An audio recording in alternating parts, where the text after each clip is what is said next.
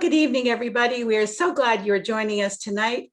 My name is Charlene Margot, and I'm the founder of the Parent Education Series and co-founder of nonprofit The Parent Venture.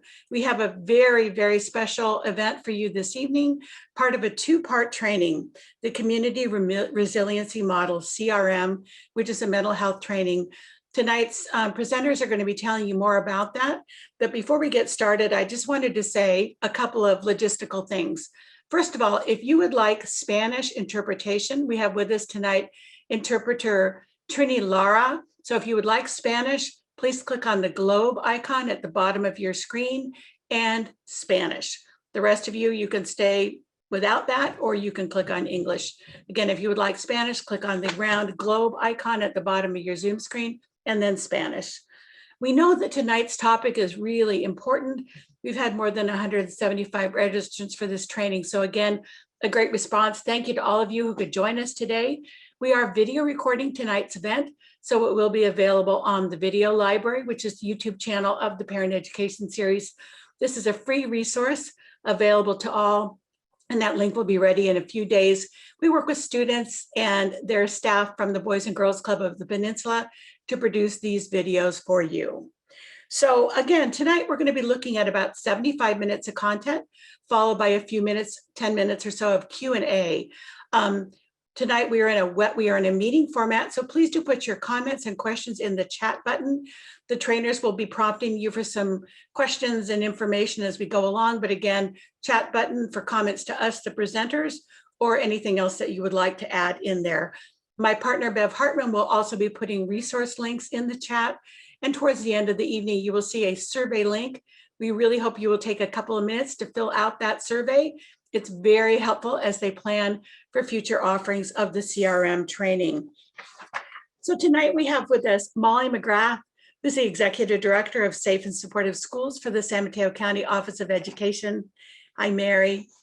And Molly Henricks, Coordinator of Schools Safety and Risk Prevention for the San Mateo County Office of Education, and Shana Karashima, who's the Coordinator of Multi-Tiered Systems of Support for the SMCOE Union High School District. So please join me in a really warm welcome for tonight's trainers for the Community Resiliency Model training. Take it away. Thank you so much, Charlene. Okay, I'm going to share my screen, so hopefully it all goes well. Try again. And when I'm showing my screen, it's a little bit harder to see folks. So please feel comfortable unmuting yourself and speaking if you have questions. This is very much an interactive training. We like to spend a lot of time in the experiential part of our training. So please, I invite you to feel comfortable with unmuting yourself, throwing ideas in the chat if you're comfortable with that. So thank you, Charlene. This is the Community Resiliency Model. And tonight is our part one of the training. And then next week, I believe at 2 p.m. on a Wednesday is our part two. I am Shana Karashima. I work for SMCOE Union High School District. I'm the MTSS coordinator, and I'm so thankful to be partnering with Molly and Mary from San Mateo County Office of Ed. They have been just a blessing to work with, and were really the folks that welcomed CRM, Community Resiliency Model, into my life. And so I'm very appreciative for their work in putting together the MHSSA grant and getting CRM to San Mateo County so that lots of different providers and school districts are able to share in this resource and pay it forward with our different teams and for you guys tonight. So if Molly and Mary, would you like to introduce yourself? Molly? Oh, thanks, Shana. Just good evening, Molly Henricks. As Shana said, I work for the County Office of Ed, and welcome parents. I'm a parent of two almost 8-year-old twin boys, and I'm hoping that you take away from this training what I took away from it when I first learned, and help me be a better parent because I was able to utilize these tools and skills in parenting along with other places, but it really did help with parenting. So thanks for having me. Mary? And hello, good evening. I'm Mary McGrath, and I'm also with the San Mateo County Office of Education. And I'm happy to be here because I was introduced to the Community Resiliency Model when I joined the office about 3 years ago, and it has been life-changing, particularly during the time of the pandemic. As Shana is about to explain, it really helps with regulating yourself so we can regulate others. And so I hope that, if nothing else, you feel a little more zen by the time we finished our just tonight's example. So I'll hand it back to you, Shane. Thank you. Okay, so again, we want to spend as much time, together and in the experience of some of the skills that we're going to go through tonight. So please feel comfortable, as you feel comfortable, jump into the chat or jump into unmuting yourself and joining the conversation. So the Community Resiliency Model was founded by Elaine Miller-Karras, who is a co-founder of the Trauma Resource Institute. The website link is right there. And I believe you're going to get a copy of the slide deck at some point and the recording, so you can look those up later as well. Elaine has done the Community Resiliency Model training and her team with a number of different countries. I think about 39 countries sharing out the model, Africa, Asia, India, lots of different countries, and really supporting resiliency. So we definitely want to give a shout out to Elaine and all of the amazing work that brought us this model. This is a little agenda of what we're going to cover today and also next week. But to start out, when we're talking about resiliency, the top right there is a definition of resiliency as it relates to our Community Resiliency Model.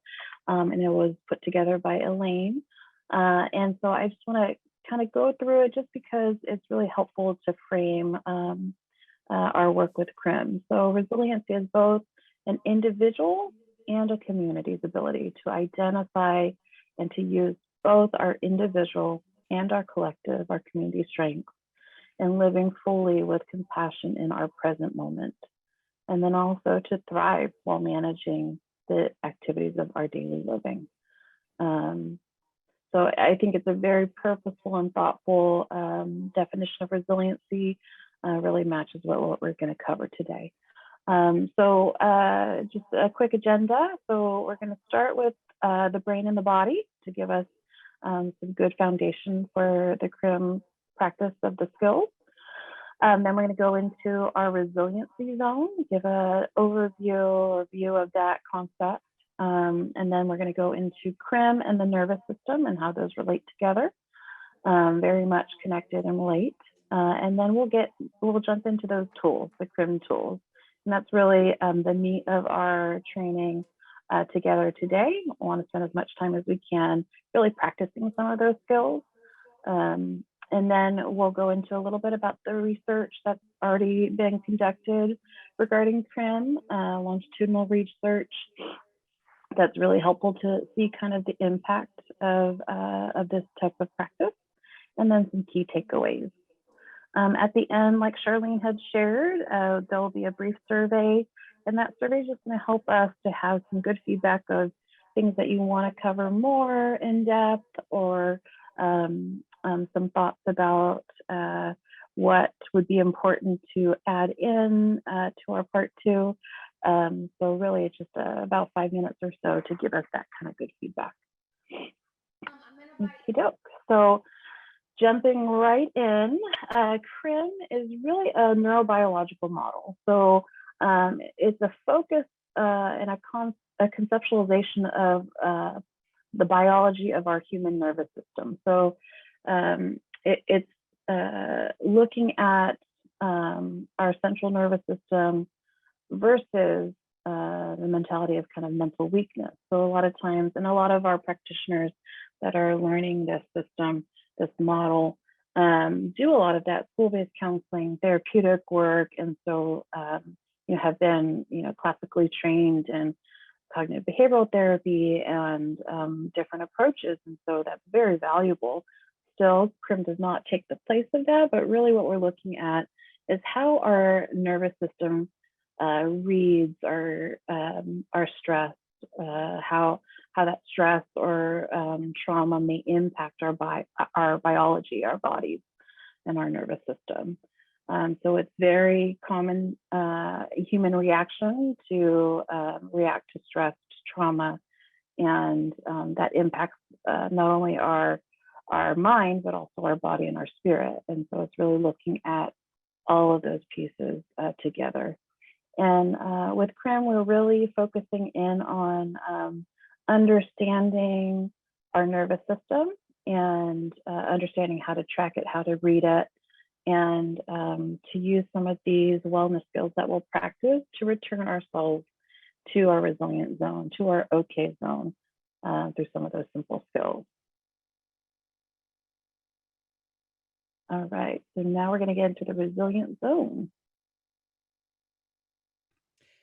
Okay, so this is me, and I'm going to break this down because I am someone who doesn't like to read a whole bunch of scientific things, but I like to know what it all stands for. So if we think of it this way, is that, sorry, I got to put my dog down for a second. We all have our resilient zone. So if you think of it like this, we all have that space in which we can just go along with our day and manage our emotions, whatever happens to us. So if it's we missed that light, or we're late getting the kids to school, or we got a call from or someone we haven't heard from a long time, so that bumps us up.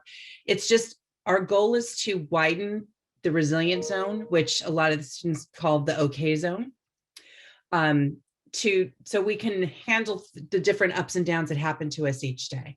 Can you show the next slide real quick?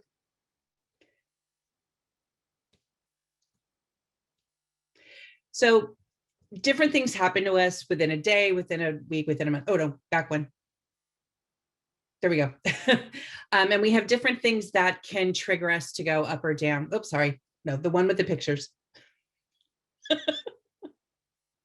That one, perfect.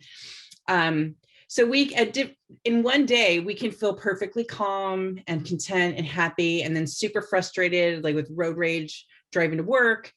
And then we can be super relaxed and we've talked to someone that means a lot to us. And then we can get angry when someone did something else. So our emotions are they're flexible and they go up and down throughout a day.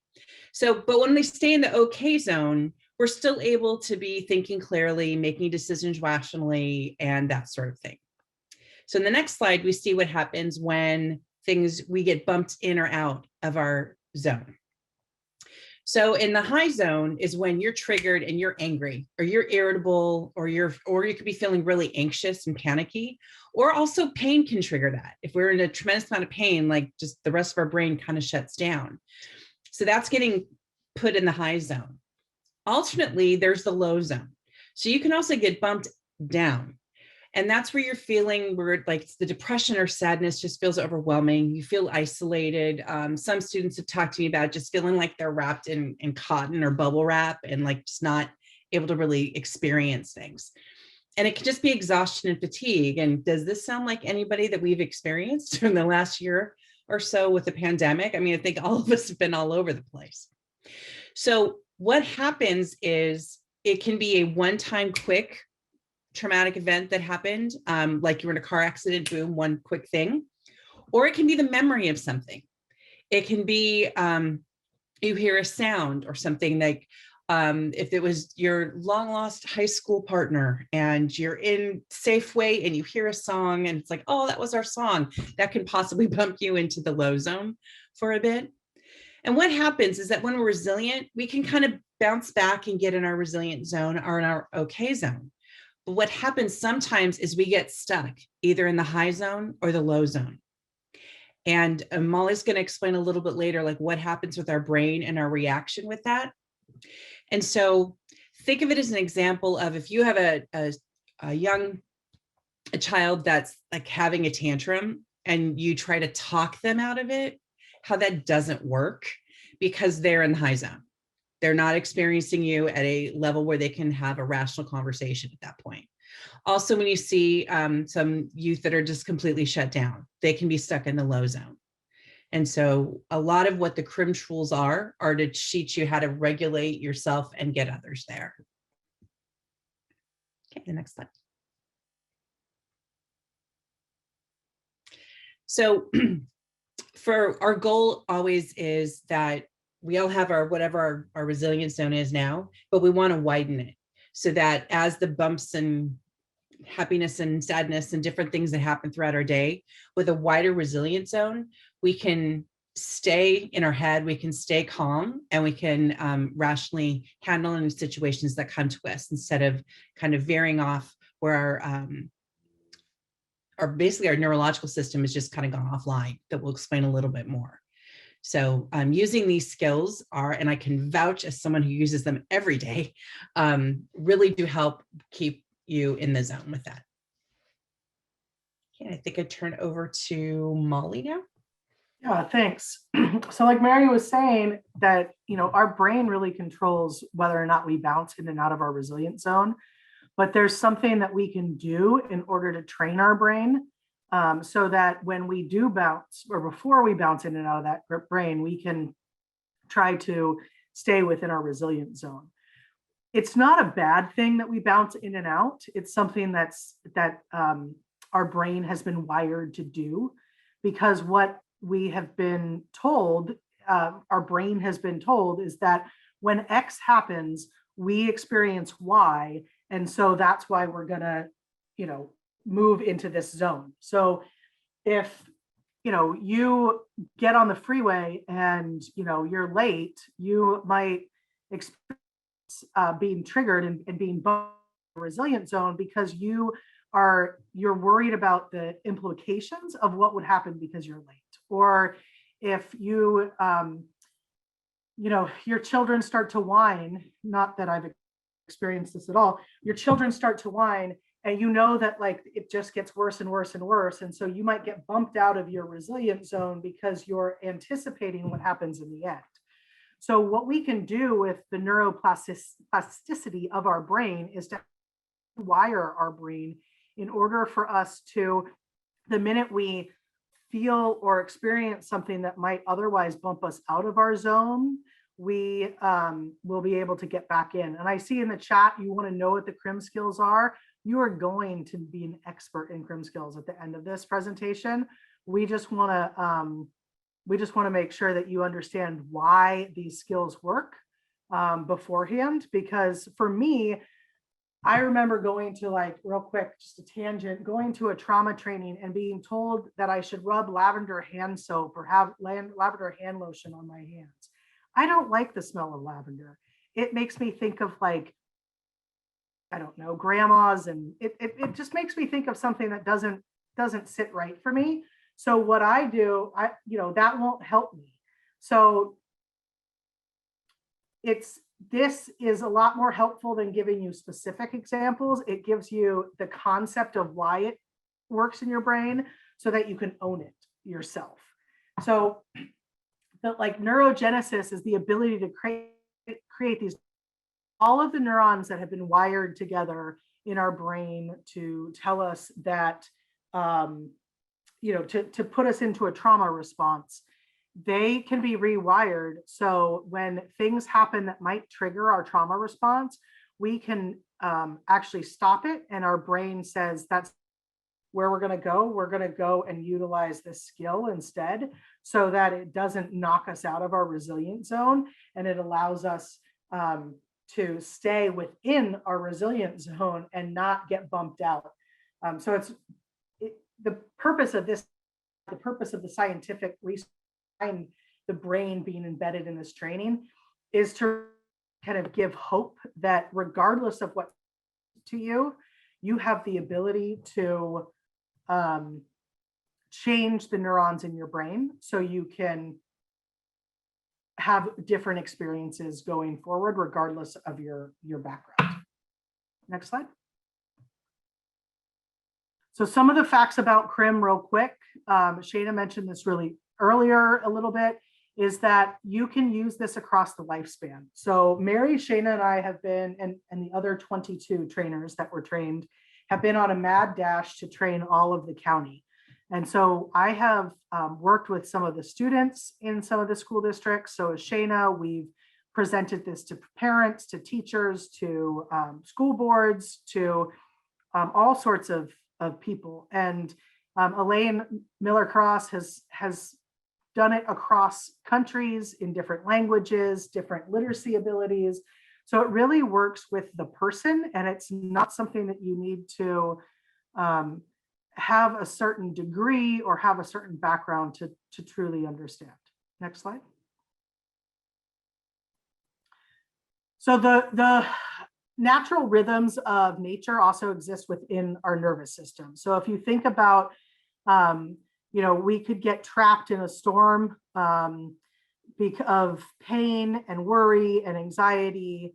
And that if we were to draw our attention outside of that immediate moment, outside of the immediate maybe winter season, we can look towards some better understanding of what's to come, and that our resilience goes into effect. So we're able to transform an experience where we might be experiencing discomfort and pain and draw our attentions to something that is working in that moment. We do this a lot with students because, one of the things about CRM is that we can't take away what's happening around you. We can't change your life in a minute, right? So if we can't change the pandemic, we can't change where you live, all of those we can't change, but what we can change is how you experience that moment.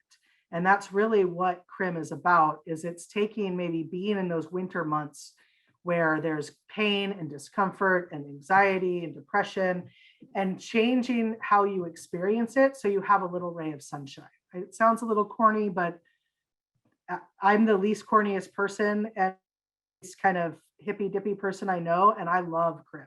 So hopefully you guys will get something out of this. Next slide.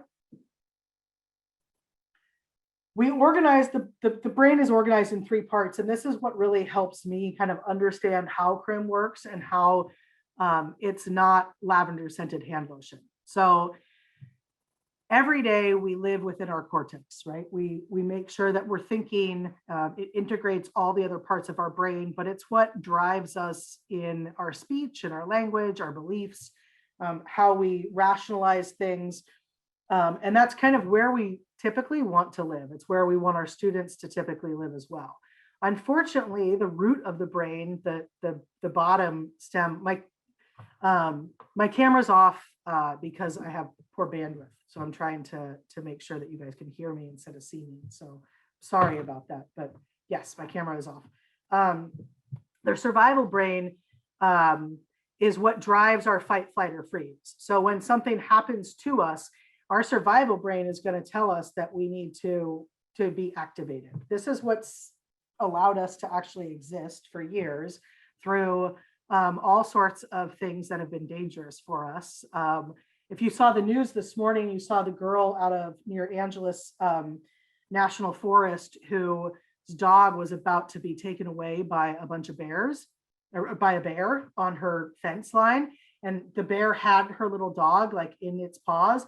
And this teenage girl ran and rushed the bear and pushed the bear over the wall to save her dog. She was acting purely in her survival brain. She was not thinking about what the bear could possibly do to her, which is where she needed to be in the moment, because we want our survival brain to do that.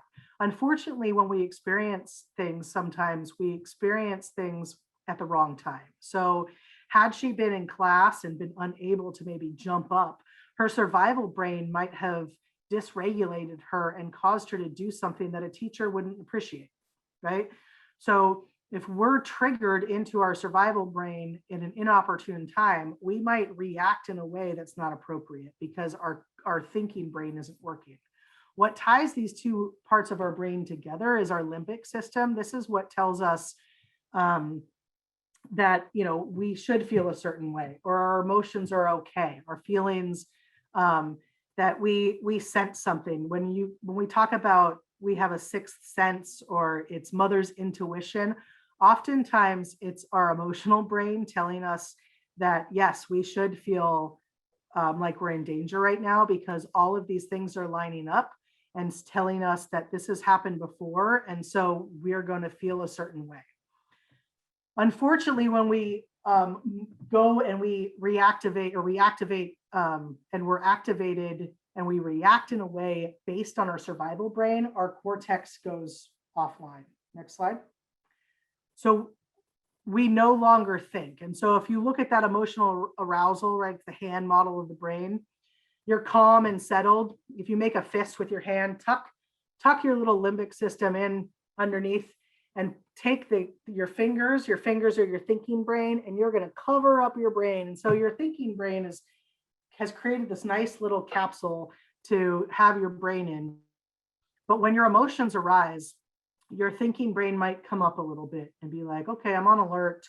I'm going to stay here. I might be activated into my survival brain. And then you get emotionally flooded and you literally, you've lost it. You flip your lid and you go directly into your survival brain. So all of a sudden your thinking brain is offline and your survival brain is completely activated. Eventually it's going to come back down, right? Your parasympathetic nervous system is going to come into play and it's going to say, okay, the danger's away. We can start to breathe a little bit normally. We can, our eyes can go back to the correct dilation that they wanted to be. We can take some deep breaths. Our heart rate goes down, all of that. And, we get settled back down a little bit, but it can take some time. Next slide. One of the things that is great about the CRM model is that if you,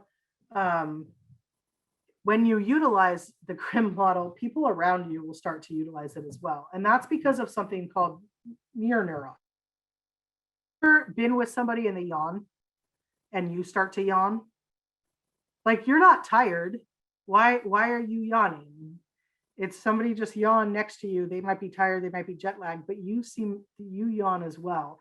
What that is it's actually the neurons that we are mirroring other people's neurons. That they're because we are bred to connect with one another. We need human interaction. That's why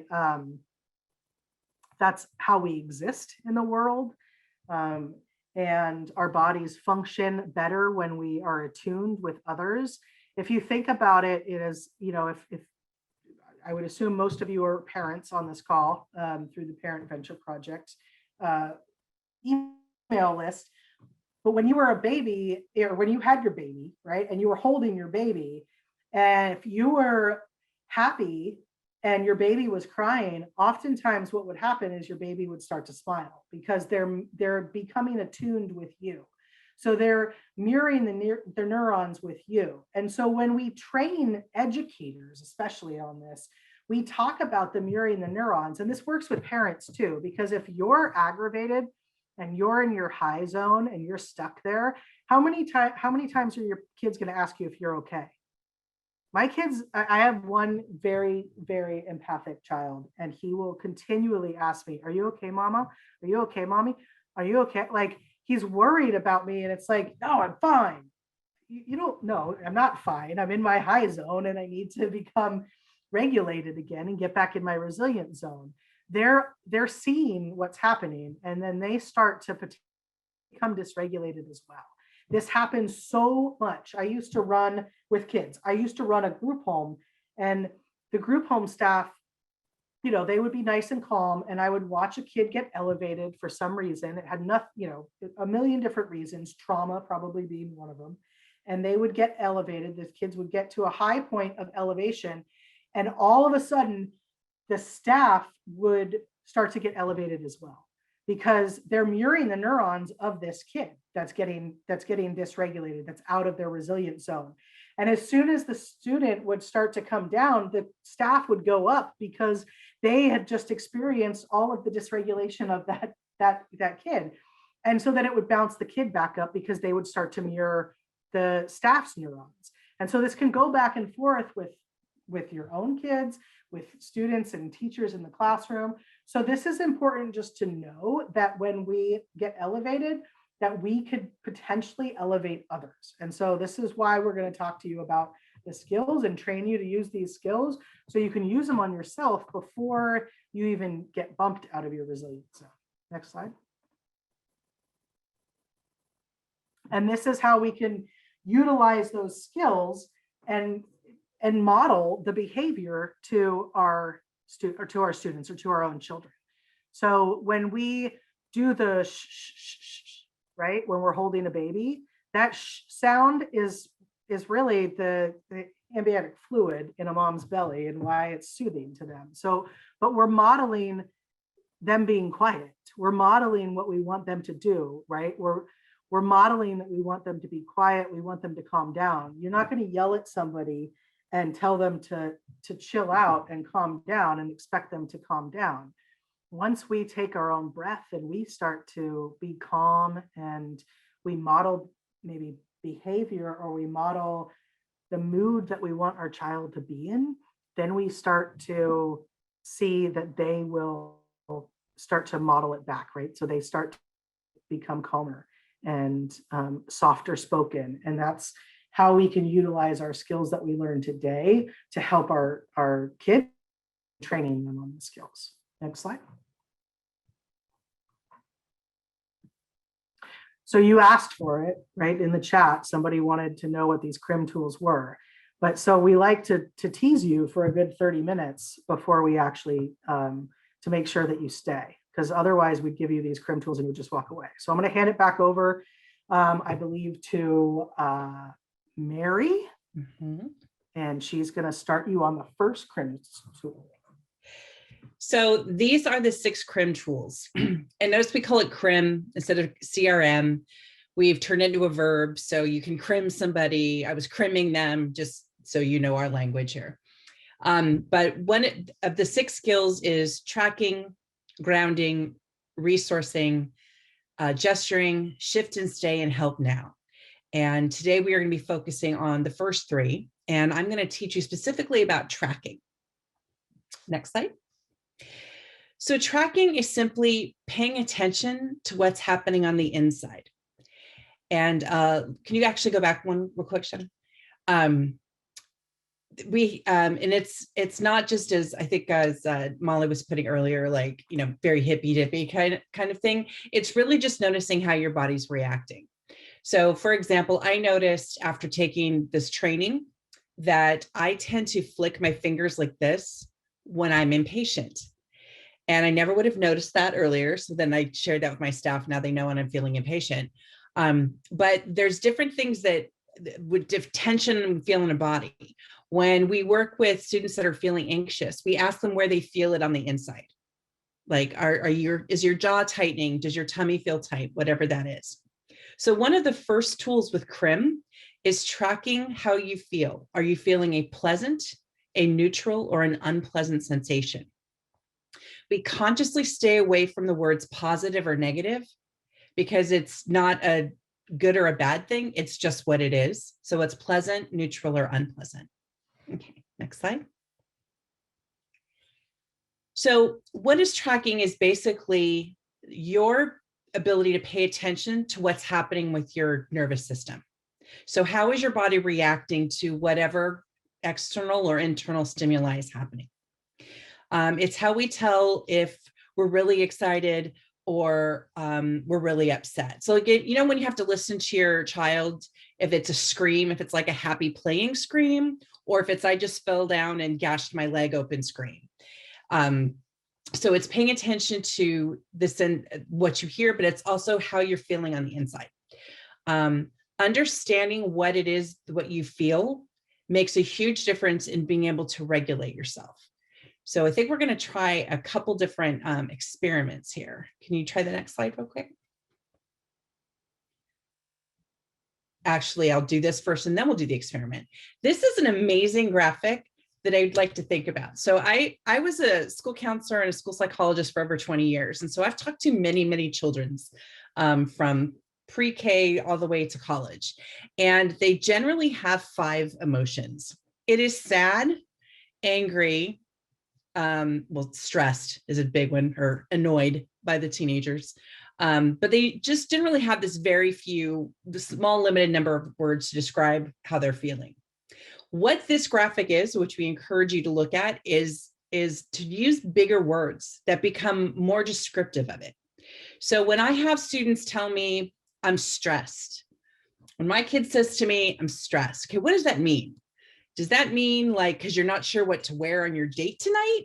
Or is that because the pandemic is here and I'm feeling so much anxiety that the world is about to end? Like, so stress can cover a lot of different things.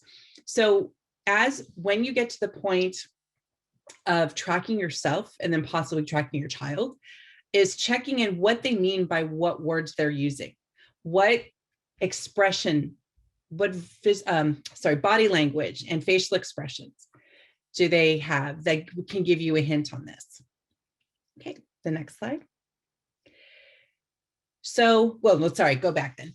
So we're gonna do a couple little experiments. So when I do this training in person, I give you candy. So I'm sorry, you don't get candy from me today. But the first one we're gonna try is the easiest way to channel it. So what I'd like you to do is just kind of put your hands up, just put them here and just notice how your hands feel. Like the physical, like do you feel like the fan blowing? Does it feel hot? Or your hands sweaty, kind of cold? Just kind of acknowledge how that feels on the inside. Now I invite you to take your hands and rub them together forcefully for 10 to 15 seconds.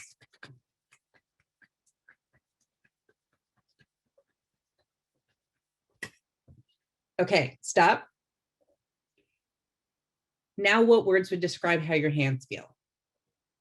Feel free to put it in the chat or unmute yourself. Tingly, pulsating. Someone used the big words, all right. Warm. Intense, yes. So then if you wait like another 10 seconds and then do a check-in again of how it feels. Anti-magnetic, all right. Way to go, Summer.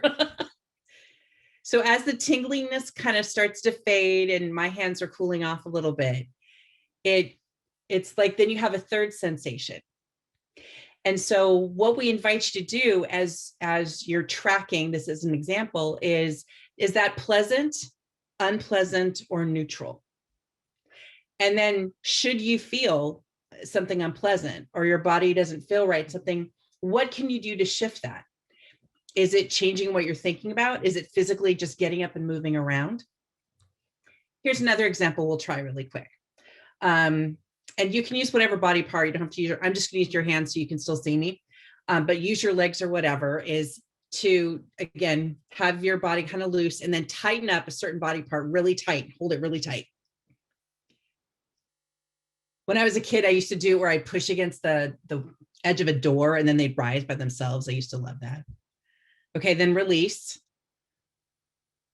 And then how does that feel? Like with your different muscles kind of with the contracting and then releasing. So is that pleasant? Is that unpleasant? Or is it neutral? So when you are feeling bumped out of your resilient zone, so to use Molly's previous example of you're running late and you're going to get slammed at work by your boss for being late again, you might notice you're really grabbing the steering wheel really tight, or your stomach's really tight, or so, okay, you're acknowledging that, you're tracking that your body's feeling that way. What can you do in that moment? Because stressing about it's not going to get you to work any faster. So maybe you listen to like your favorite song or go on your favorite podcast, or you just sit there and do deep breathing, or one of the Help Now skills that you'll learn next week. Do different things like that to just sing a Mr. Rogers song. You could definitely do that too.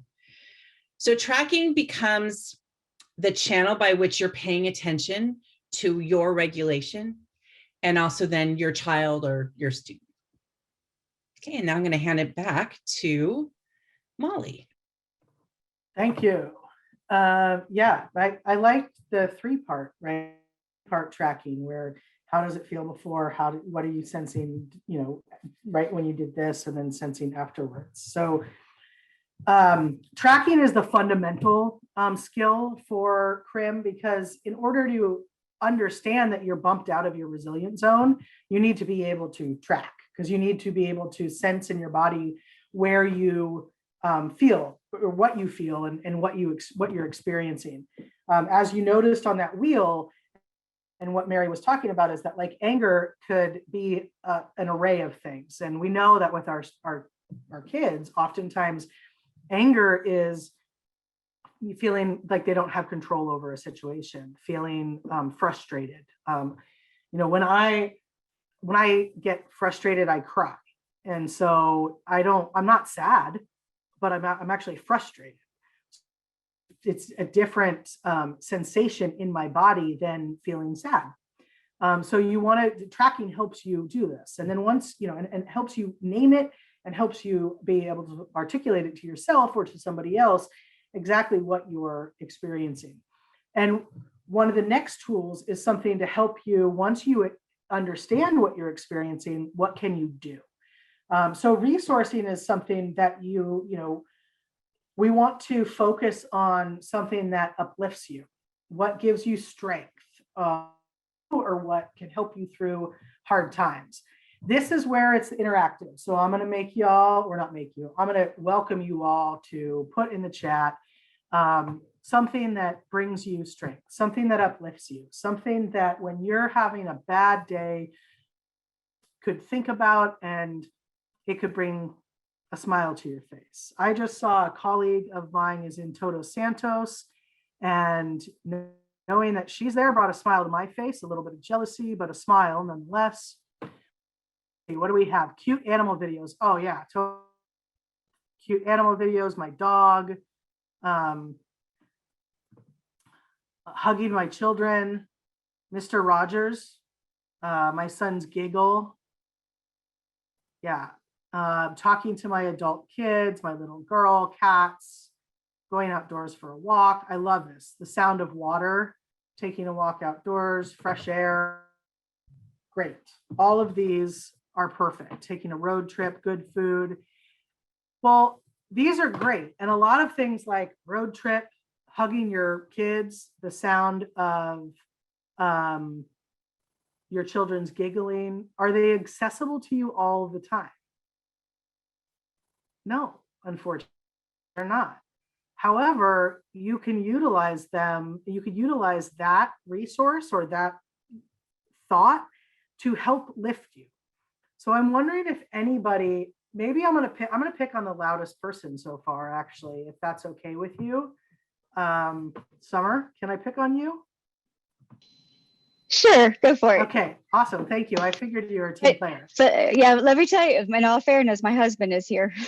Okay, well, yeah, on the Zoom. Well, also. don't pick your boyfriend as what uplifts you then. So, because then he'll find out. No, I'm kidding. But so what did you put in the chat that brings you joy? My little girl and cats. Okay. Those are really encouraging. Do you have a cat? I have two, but one of them does not bring me joy.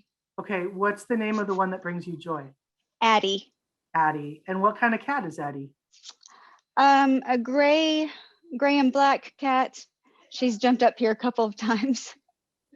And what does she like to do with you? Does she sit on your lap? Well, the biggest thing that she likes to do is she was taken away. She was left without her mom for really early, so she still suckles like on a blanket.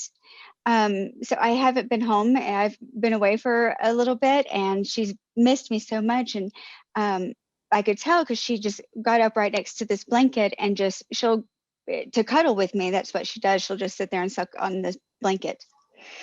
What does her fur feel like when she's cuddling with you? Silk. Absolute silk. And when you pet her, what type of experience are you experiencing on your hands? A lot of release. She's my therapy cat.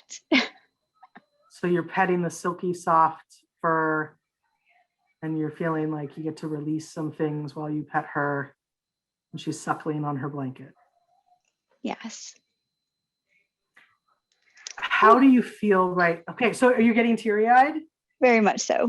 Okay, so I didn't mean to make you cry. But I No, am a please. I love therapist. That's kinda what I we love do. the catharticism. Yeah, so your cat's not with you right now. I mean, maybe around your feet, but you're No, not she home, just left. but you experienced what she could bring you. And so thank you for playing along and playing along so well. And I'm really happy that you have a cat that brings you that much emotion and feeling. And so one of the things that we can do with our resources, I'm going to hide my video because it's saying my internet's unstable. One of the things we can do with our resources is we can explain it to somebody, or we can think through it, like I did with Summer, where I'm asking questions. Oh, I loved that, by the way. Thank you. I'm going to use that a few times now. For everybody is that if you all have, you can all play along. I won't call on you, I promise.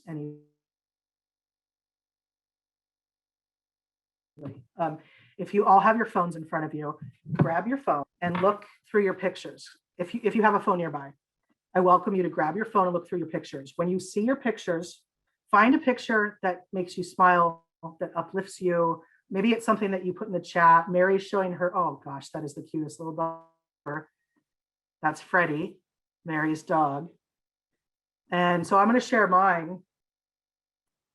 Well, I'm going to turn off my blur because blur doesn't allow you to share your, so I'm going to share. And what this is a picture of me camping. That's my tent, all by myself at a lake without my spouse or children. Not that I don't love them, but after a year of the pandemic and being around them, this was something that really was able to uplift me and give me strength. And I was able to go away for one night and enjoy complete and total silence, the sound of the waves lapping against the shore, the sound of the birds, and the sound of the wind in the trees, the sun hitting me, and it just really left me at peace. So thank you everybody for sharing your phones with me and for showing me your pictures that did. But this is something that we can do, and we can encourage, especially those of you who have teenagers on here, encourage them. They're always on their phones. Encourage them to use it as a tool. So when we are feeling dysregulated, when we are feeling like we are out of our resilient zone, whether we're down, right, and depressed and sad, or whether we're angry and anxious, and this is my first introduction. Next, so I know how many more slides I have. I think this is, can skip through this one for the sake of time. So what I did was when I was resourcing with Summer, acknowledged that there was a shift, right? I acknowledged that she started to cry. I asked her to bring some more awareness to the feelings, the sensations that she was having in her body when she was talking about her cat. Now she has her cat. So see, that's great. And it was a year plus ago. Mary is my boss, and she was crimmed before I was crimmed, trained. And I was working at home. This was during the 4 weeks where we thought the pandemic was going to last 4 weeks and we all had to work from home and our kids had to stay home for 4 weeks. That was a cruel joke. But I was super dysregulated. I was crying on the phone to my boss, which is kind of embarrassing. Luckily, she's a therapist. And I was at home with my wife, and I needed to be okay. And so she told me to go to the other room. She told me to take out my phone, and she told me to find a picture of something that uplifts me. And she knows me. So she was saying, pick out your dog, because my kids weren't doing it for me right then. She knew that. So I needed my dog. And I looked at my dog, I looked at the picture of my dog, and she was like, what's the picture of your dog? I said, it's my dog at the beach. I live in Pacifica. So, and she's like, well, what do you like about your dog at the beach? And she just started to crim me. and talked to me about my resource, and I was able to stop crying. I was able to breathe, stop kind of hyperventilating and everything I needed to get done. Did it change the fact that I was stuck at home with my wife and kids, having to work from home, having to school them and all that? No, it didn't. It didn't change any of that. It didn't change the pandemic. It didn't change any of the circumstances around any of that. But what it did was it allowed me to get back into my resilient zone so I could find a task at hand, which was to do work on a project. All I needed to do. And once I was done with that, it was one less thing I had to worry about. So when we give you these skills, it's not masterfully your life, meaning that all of a sudden it's going to transport you and you'll actually be in Todos Santos with your colleague, but it will transform the feelings you have inside of you. And so that's the purpose of all this. And that's really what resourcing can do. This is my favorite skill because of how much it can really change where you are in your resilience. And Molly, I just wanted to add to that. One thing that I've done is much like on Spotify, so I would make playlists for certain moods. And I have a file on my desktop on my computer of pictures or poetry or quotes or something that can serve as resources for me when I'm doing a 12-hour Zoom day and I don't have time to go, play with my dog outside. So there's different ways that you can make that as accessible to you, even if you can't go home and pet your cat at that moment. So I would just encourage you to think of the different things and not just pictures, but sounds or feelings or, petting soft fabric. Yeah. Yeah. Next slide. Yeah, so I really appreciate some of you sharing and kind of playing along with it. I get a lot out of listening to others share their resources. So for me, what that triggers is that mirror neuron, right? By you sharing that and seeing kind of the joy lift onto your spirit and see that in your face and in your body language, the release. Tears are a sensory release. And so seeing all of that, I get a lot out of that as well. So I really enjoy the CRM training because folks share their different resources and that really builds out even my resource library as I listen to what others are experiencing and connecting to. So I really appreciate you sharing that. And as you're learning some of these skills, some things may really speak to you and some things may not. And so I think that's what's really nice about CRM as well, is that we find what really connects with us in our nervous system. And some things do, some things don't. But as you're kind of, experimenting with different skills, you can see what really connects with your sensory system. And you can start building those into your repertoire. So tool 3 is grounding, and it is one of my favorites.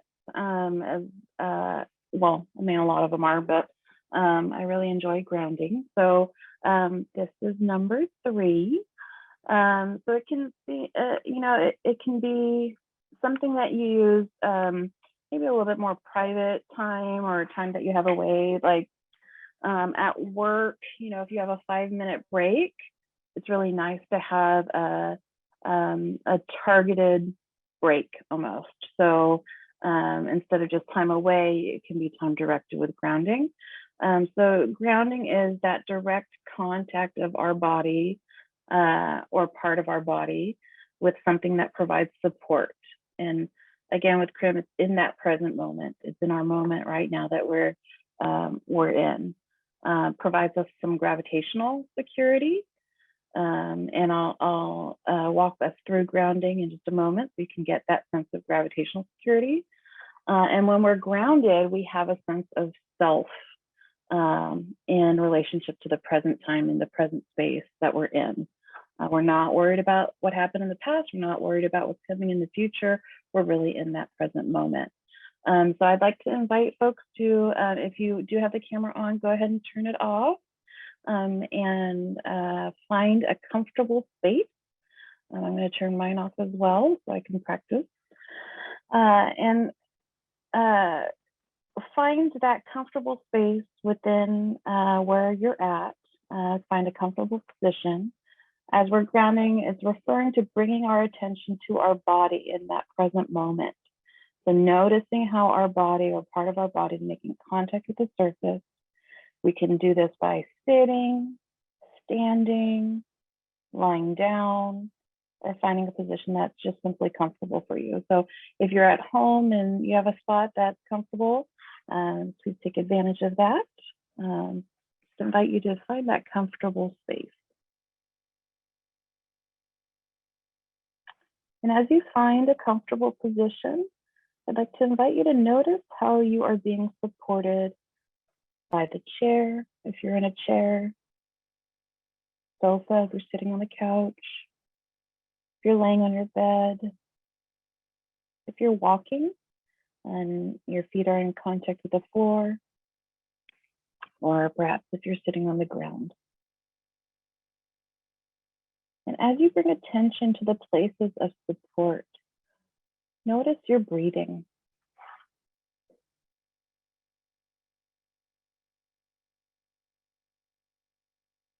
Notice your heart rate.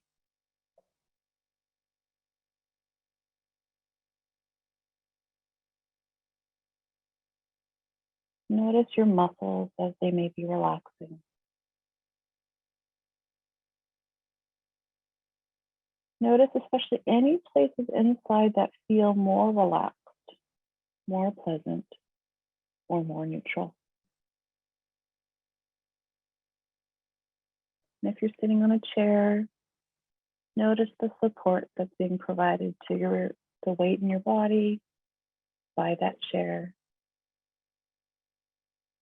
The chair being supported by the ground.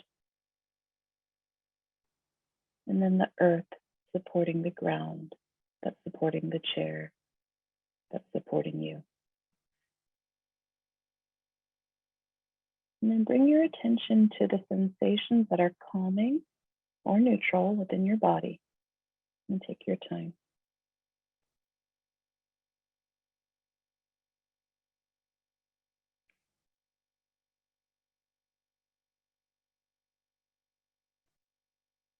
And as you bring your attention to those neutral or pleasant sensations, notice your breathing, heart rate, and muscle relaxation.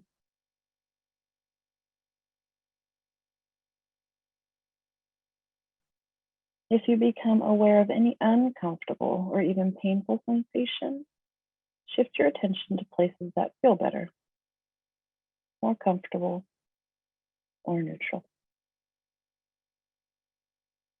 And I'd like to invite you to notice that change.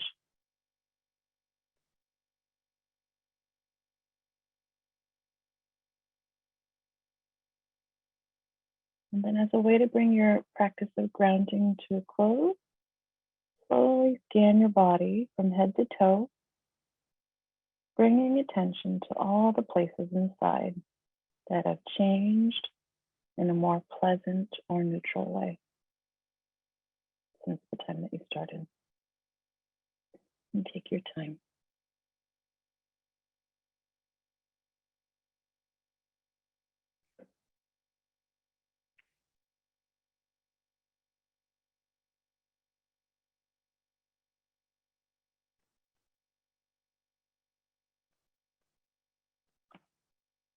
When you're ready, bring your awareness back to the room or the space where you are, back to our team together.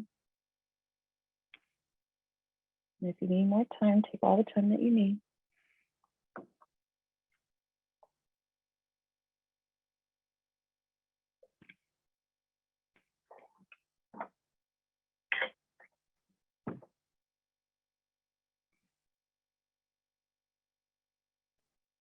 And as you bring your awareness back to the room, back to our group, if you feel comfortable, I invite you to turn back on your camera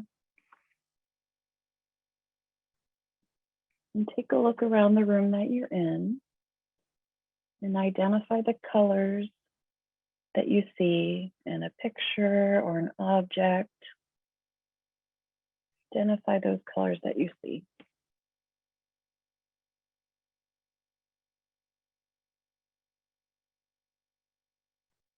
And go ahead and type those in the chat if you feel comfortable to share.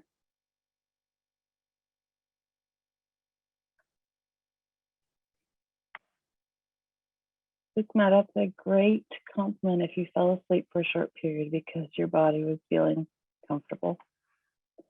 Summer, on my awareness journey, discovered the office chair I gave my husband for Christmas, and it's very comfy. Mary sees a purple notebook, green leaves on the plant. I noticed my son's artwork. I see orange and primary colors, blue, green. Bree sees a green palm. Charlene sees pink, turquoise, band colors, and an oil painting. And if you want to share the things that you're seeing, if they're handy, please feel free. Observed water and the sky blues are very soothing. Neon post-its and post-it notes everywhere. Soleado. Oh, thank you for sharing. And did anybody notice any sense of release or relief as they were practicing the grounding?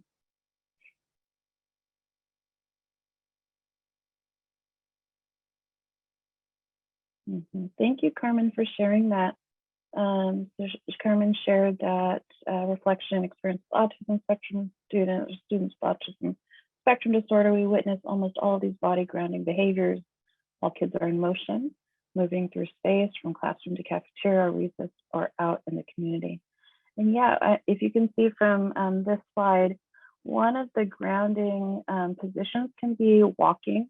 So walking in a room and feeling your feet in contact with the ground. Some may call it pacing, but if you're noticing how your feet connect with the ground as you walk, and that is pleasant or neutral to you, that would be a good grounding activity for you. And we have done this training with folks that are special education teachers working with students with autism. And, you know, it makes a lot of sense to some of those sensory needs that students with autism have.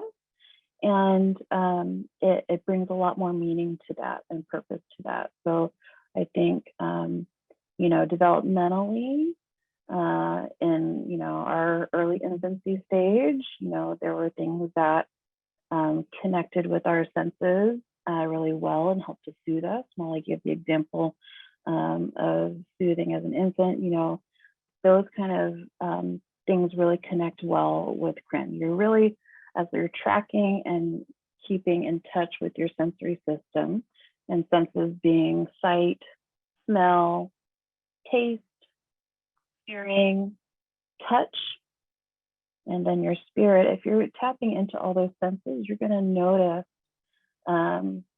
what senses are being experienced. Thank you so much for sharing in the chat. Looks like Bree felt her body feels calm and light. Breath has flowed.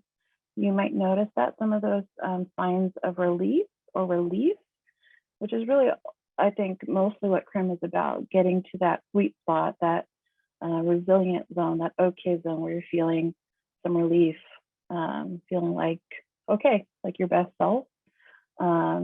You can notice some of those signs of relief, like yawning is a good physical sign of relief. Crying is some relief. Breathing, taking deeper breaths. I hold my, if I'm not resilient, I'm usually above the resilient zone. And I experience that with anxiety, with irritability, with nerves kind of all over the place. So my blood goes real fast. Oops, I don't have my video on, sorry. So I noticed that I'm above my okay zone and experiencing that nervousness and anxiety. And when I was learning CRM, I realized that the butterflies in my stomach were mimicking my anxiety. And so as I was observing and tracking over time, if I had a stomach ache, that would mimic my experience of anxiety. So as I learned more about my body and how it registered those senses, it made a big difference. I also noticed when I was cold, I would get, kind of shaky. I typically like to be warmer. And so if I'm cold, I'm like, my stomach is kind of jittery, and that also mimics my anxiety. And so if I put a jacket on, I noticed some people that were training in CRM, they put a jacket on or put a comfy on, and that just changed my body temperature, which we'll learn at part 2 next week. One of the help now skills, it changed my body temperature, which helped to regulate me and get me back in my okay zone. So with these simple wellness skills, it really helps us to get back to our okay zone. So a lot of our reactions to trauma, to stress, it can't always be talked away. So, and I say that with a lot of love, because we have a lot of respect and appreciation, and realize the importance of therapeutic supports, mental health supports, school-based counseling supports for our students and ourselves as individuals, and our staff, our adults. But when you're in that moment where you're feeling dysregulated and your body feels out of whack or out of control, talking away doesn't always work, right? Because like Molly was sharing with us, that's our cortex, our thinking brain. And if we are responding to stress and our body is responding in a way that feels kind of outside of our, our control, talking away is not activated as much. Our thinking system is not working as much, but it definitely can be sensed away. So picking up a simple CRM skill like grounding or resourcing, picking up a picture, just putting yourself in that moment. Someone picking up her cat, being in that moment, feeling the silky soft. I was just totally resonated with that silky soft hair. It brings your senses to a place that's good, that feels pleasant, or even neutral, and that takes you away from discomfort. And it's about biology, not mental weakness. And I think a lot of students can really dig that. Our kids can really dig that. I have a 6-year-old, and I swear by CRM, it was a blessing for me to participate when I did in the heart of the pandemic. And so I have a lot of appreciation for Molly and Mary to bring it to our district. I was not feeling well in the pandemic, and I thought my resilience zone was great, but it wasn't. And I really needed to widen it. And I'm behaviorally trained. I'm a school psych by trade as well. And my 6-year-old son, those skills were not working. So we practiced CRM, and he asked for grounding. He asked for, let's build my resource library. He started using that kind of language at 6 years old. And so I really believe in it as well. These are simple skills that we can practice and good for ourselves too. If we can achieve that relief, that brings about our well-being. So a self-care plan. I really believe in these now more so than ever. Just some questions here. What do you feel like you're doing to widen that resiliency zone? If you found any of those CRM skills, we only did 3 so far, but if you found any of those helpful, how might you think to weave those into the daily routine? Again, it's really important, and this is why we're doing this for our parents, that you're taking care of yourself, because we can't necessarily be our best self if we're not feeling okay. And so, as we're taking care of ourselves, that modeling speaks volumes to those around us. So our kids around us, our staff, we're doing this with our staff, so the students around them. And so taking care of yourself is very important. Providing a sense of relief is very important to you. And then what specifically do you want to do to build out that self-care plan? Statements of encouragement. used to think these were hokey, but I really appreciate them now just as a reminder. It takes my mind to a different place. So if you have a self-care statement of encouragement that speaks to you, please feel comfortable, putting that on a Post-it and sticking it up on your computer, or on the fridge, or wherever you might see it. Here's a little bit of research that I thought might be enjoyable to listen to. This is Elaine. There's been a ton of research that has shown some really good impact. So we'll listen to Elaine first before I jump into that.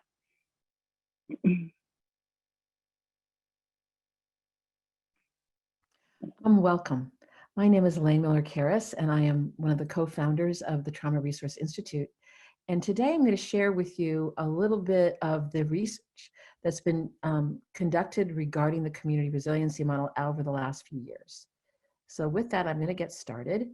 One of the things that we have been very earnest about since our beginning days is really trying to encourage people, our partners, our collaborators, to do research on the community resiliency model. But the very, very first research was a project that we worked on between the Department of Behavioral Health in San Bernardino County and the State of California's Mental Health Services Act. We were lucky enough to be awarded monies for a project that we put together to do further investigation on the utility of the community resiliency model. So what we're going to do now is I'm going to bring you to a very brief overview. And this was a study that was done between really 2011 and 2013. And the goal of the project was to bring a biologically based intervention, the community resiliency model, to 7 marginalized groups in San Bernardino County that were selected by the county. What we did is we conducted a 32-hour community resiliency model teaching, and also an additional 8 hours of teaching, having the students teach back to us. And then we did follow-up consultations. So approximately 60% of the participants were female, 40 were male, and the age ranges were from 22 to 75 years of age. And they were from a wide community: African American, Latino, Pacific Islanders, Asian, LGBTQ, Native American, and high-risk youth, and finally veterans. So what we did is we really did canvass the community. San Bernardino is the largest geographical county in the country.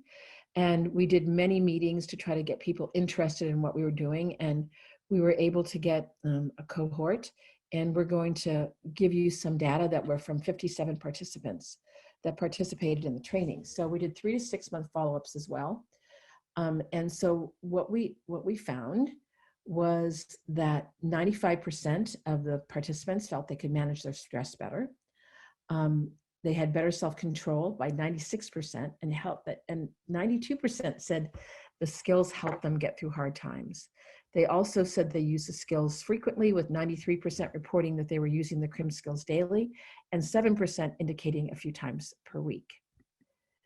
And then we also found that there was statistical significance in decreases in the average number of depression, hostility, anxiety, and somatic symptoms.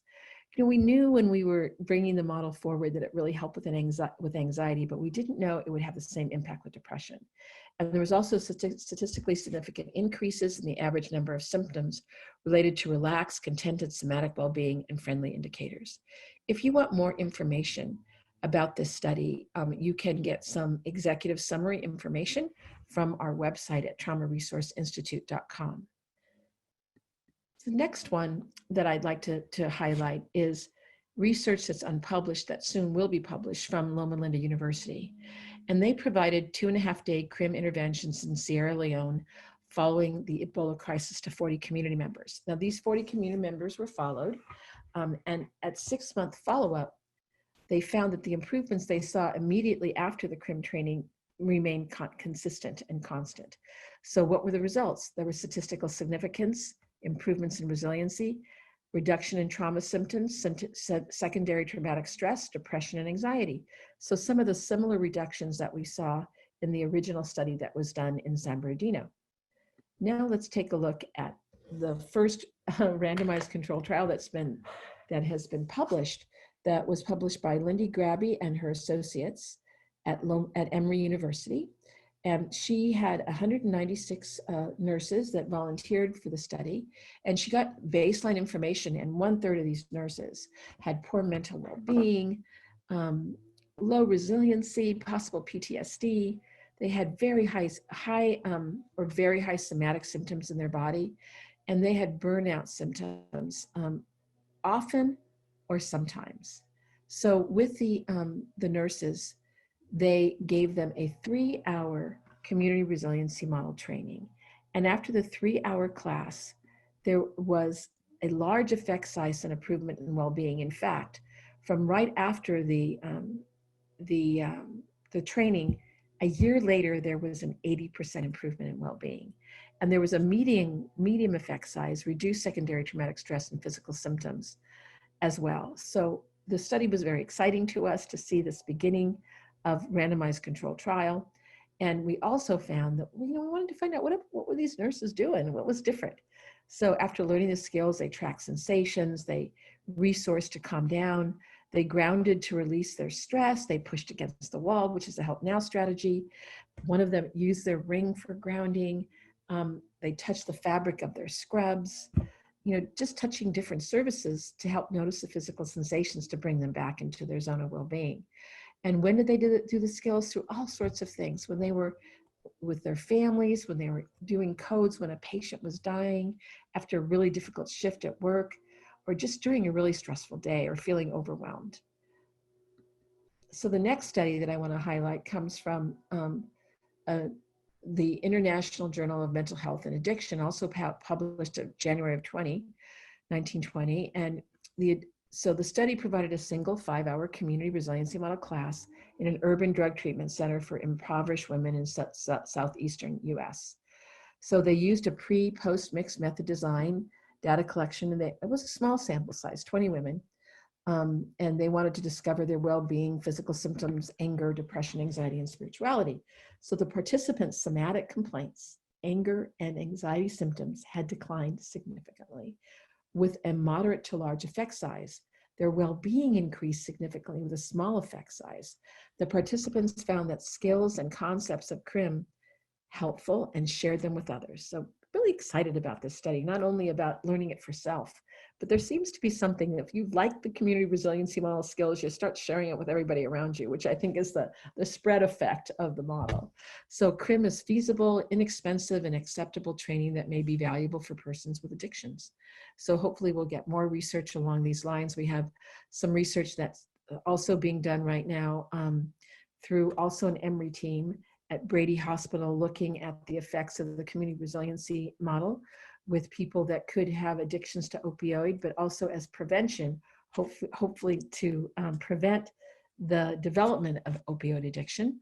But we have research being done in many places around the world, including the University of Kigali in Rwanda, Michigan State, Ohio State, to name a few, as well as Emory Fairfield University and the continued team at Loma Linda, who continue to bring the model forward, not only within their hospital at Loma Linda in California, but also through their international work. So also I wanted to highlight with this particular concept about research is that a couple of years ago, Rutledge, who published my book, came to me and said, we'd like to recommend your book to the United Nations as for their online curated library that they are putting together to help with ideas to be able to meet the sustainable goals of the United Nations. So we really were excited that we learned last year that our book was selected, which is Building Resilience to Trauma. And so I have here the online curated library that you can go to, because there's many other books that are also very valuable. But they did select our book because they felt it was helping their call to action to end poverty, fight inequality and injustice, and protect the planet. And also just want to remind you that we are also involved with the Sea Learning Project, and that chapter 2 of Sea Learning is the community resiliency model. And I know they plan to do research on this as well. So, hold on to your hats, because more research will be coming out, and more randomized control trials that are being done in different parts of the country and the world. And finally, remember that you can reach us through our Twitter, our Instagram, and our Facebook page. And please remember that the Facebook page has lots of other information about our research. And if any of you are interested in our research committee, please let Alina Kanzler know, and she can put you on the list when we have our meetings. Thank you.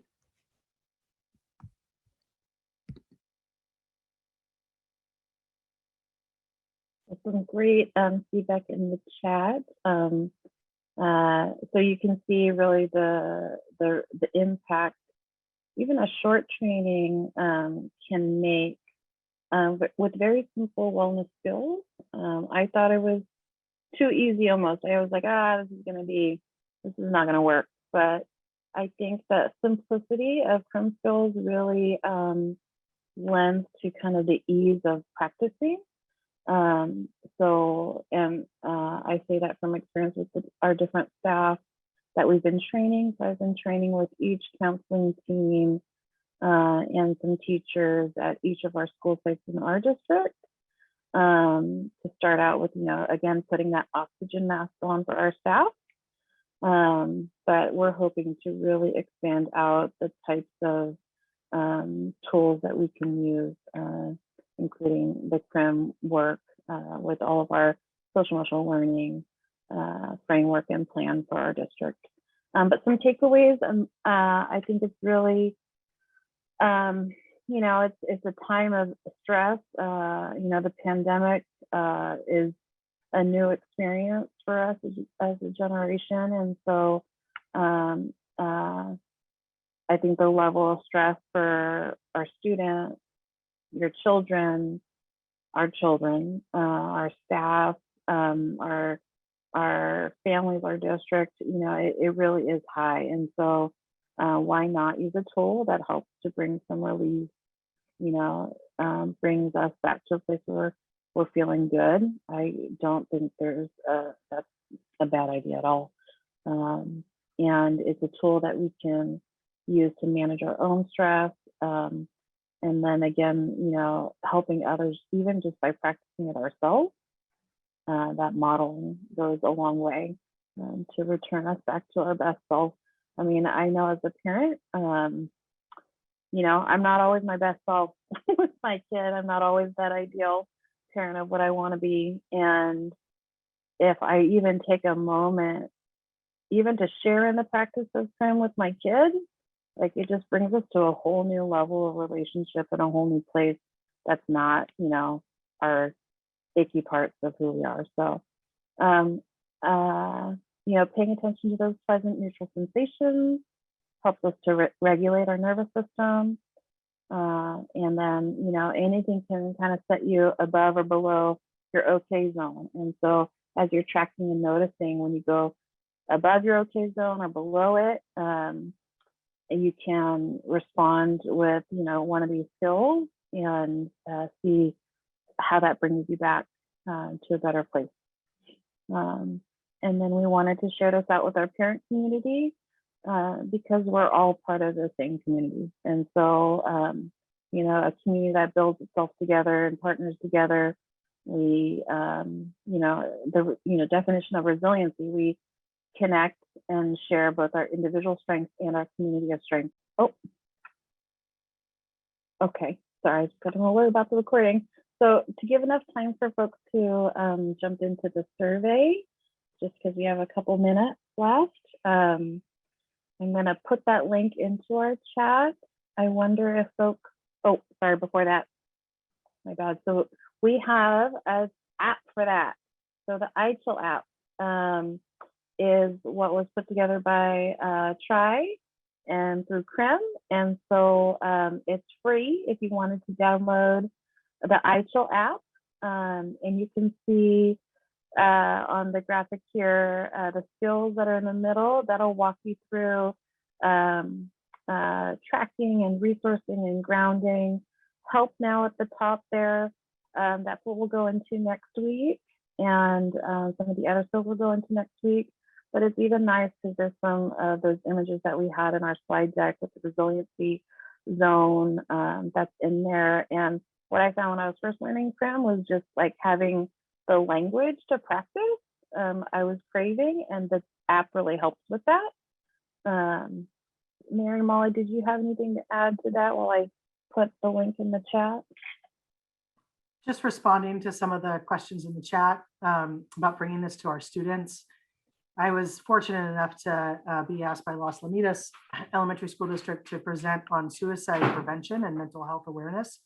And I worked in some CRM skills, and the kids, my Zoom bomber here. One of the students talked about how he loves peeling an orange and thinking about an orange, and you think about what happens when you peel an orange with the smell and the taste and the air even, and the juiciness when you get to taste it. It was just this incredible experience that he was able to talk through, and a lot of the kids related to that as well, and then started to mention their own stuff. So this model is so easy to teach kids. My own kids have been taught, just like Shana's, how to use some of these skills.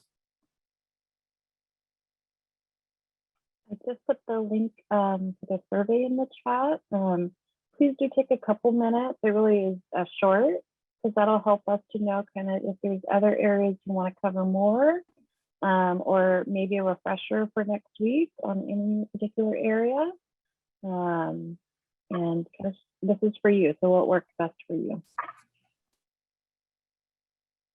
Question? ¿Podría compartir mi experiencia? Hola, mi nombre es América Morales. Yes. The form requires permission, Shana. Uh-oh. Okay, let me work on it.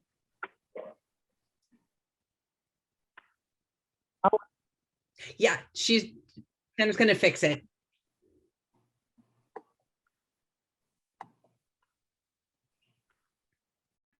No lo escucho.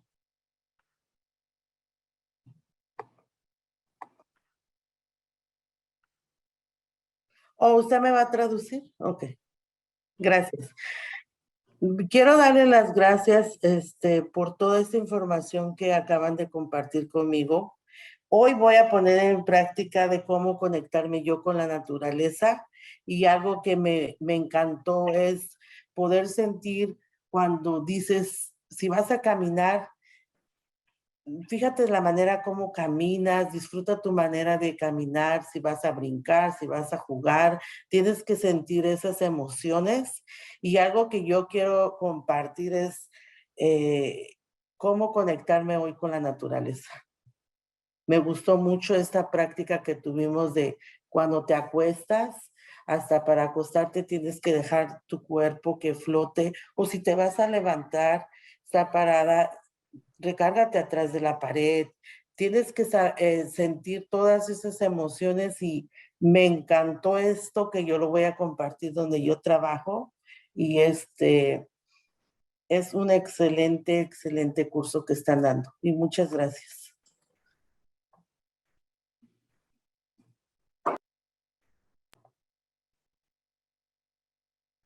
Yes, we can, Trina.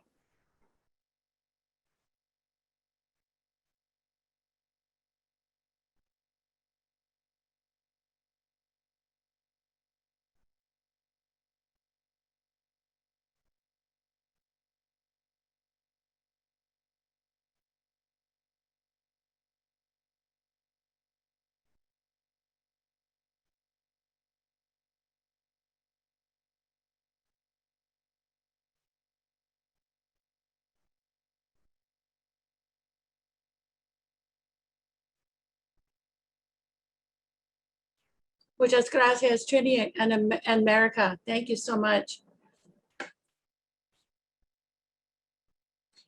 Shana and Molly and Mary, if people could not attend this event or want to recommend the second one, can they attend?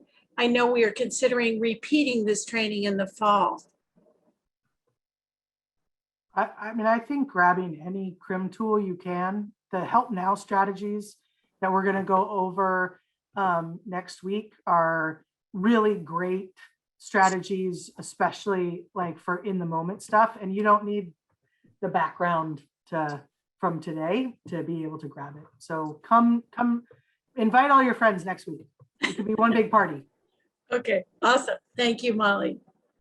We'll try to do a refresher too of the resiliency zone at the beginning, just to get us going.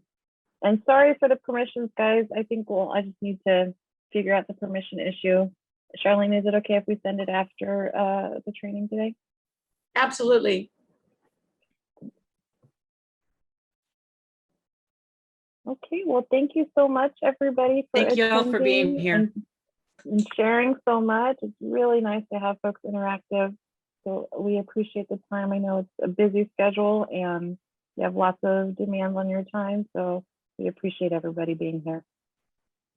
Thank you, Shana. Thank you, Molly. Thank you, Mary. Awesome presentation. We'll see you all again in a week. Take care.